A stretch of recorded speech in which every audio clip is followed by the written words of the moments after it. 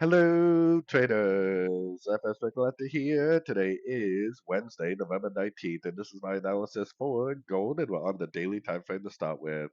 So on gold, I still think there's a good chance that we need to have more down potential, maybe something like this.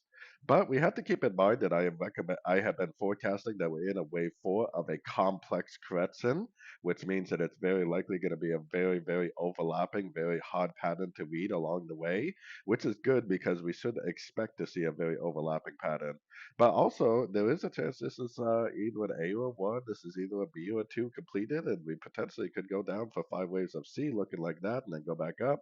Or we could make a wave three, which would look like this, and eventually make a wave three, a wave four, and a wave five.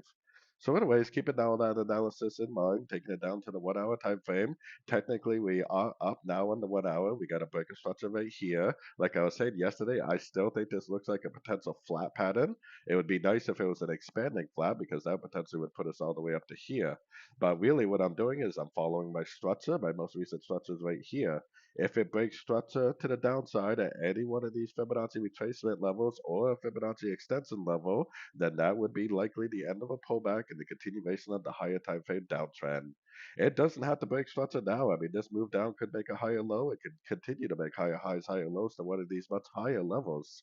It doesn't really matter which level it turns at. It just matters that we pay attention to our structure because then we should be able to recognize when we get the break of structure and the end of a trend for the wave C, which the end of a trend for a wave C would be the continuation of the downtrend at the higher time frames. So anyways, don't forget to check out my website linked over here in the corner. And as always, thank you for watching and happy trading.